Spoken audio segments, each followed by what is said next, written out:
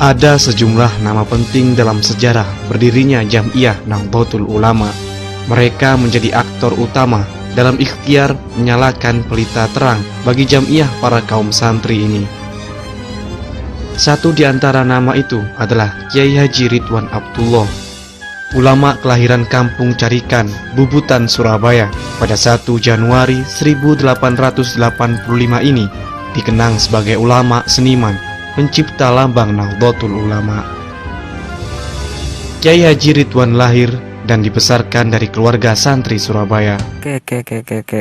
Kalem tadi.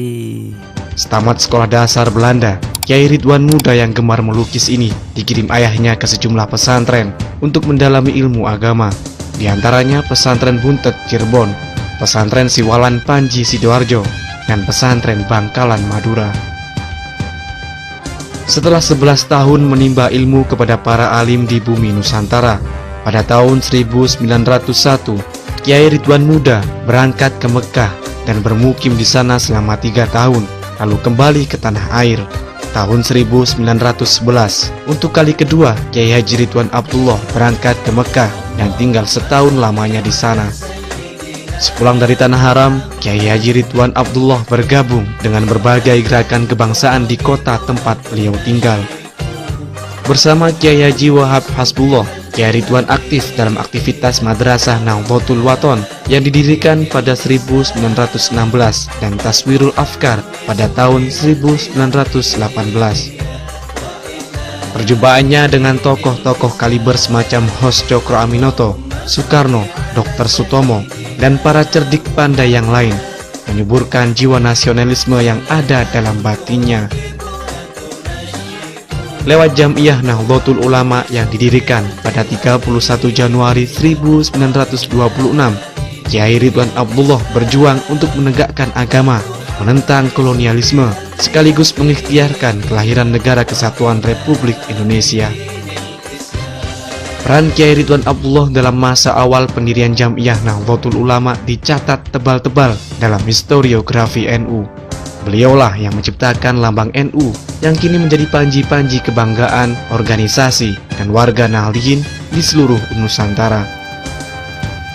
Setelah Jam'iyah terbentuk dan anggaran dasar organisasi dibuat, para kiai memasrahkan tugas membuat lambang NU kepada Kyai Ridwan Abdullah agar pada muktamar kedua yang dilaksanakan 9 Oktober 1927, NU sudah memiliki lambang. Amanah dan tugas para ulama itu dijawab Kyai Ridwan Abdullah dengan sebuah karya, lambang yang penuh makna filosofis. Lewat mimpi selepas istikharah untuk memohon petunjuk kepada Allah, Kyai Ridwan Abdullah melihat lambang bola dunia yang dilingkari seutas tali tambang yang tersimpul di bagian bawah dan 9 bintang.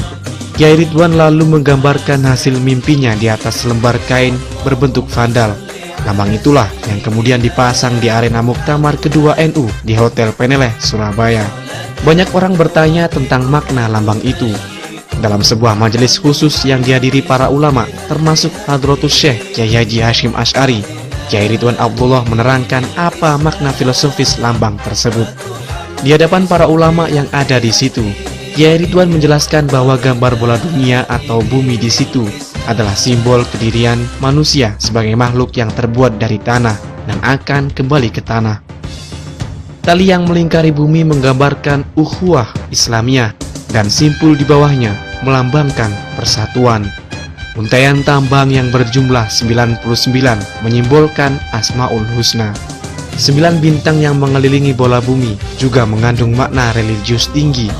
Bintang utama paling besar di atas bola bumi melambangkan Rasulullah Muhammad SAW, dan 4 bintang di kanan kirinya menyimbolkan para Khulafaur Rasyidin, yakni 4 sahabat terdekat Rasulullah Muhammad SAW.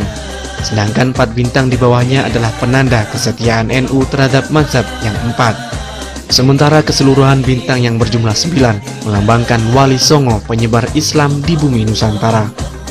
Kaligrafi Arab bertuliskan nama Jam'iyah Nahdlatul Ulama yang melintasi bola bumi adalah inisiatif Kyai Ridwan sendiri yang tidak termasuk dalam mimpi beliau setelah istikharah. Lambang NU yang diciptakan Kyai Ridwan resmi dipakai oleh Jam'iyah Islam terbesar di bumi Nusantara ini hingga hari ini.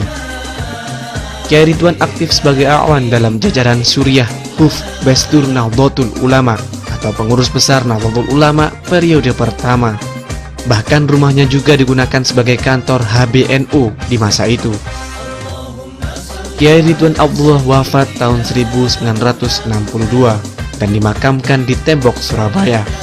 Nama dan sejarah perjuangannya menginspirasi, ilmunya penuh manfaat menaungi umat. Sosok Kiai Ridwan Abdullah adalah uswah hasanah, bagai pelajaran yang tidak pernah habis ditimba dari masa ke masa.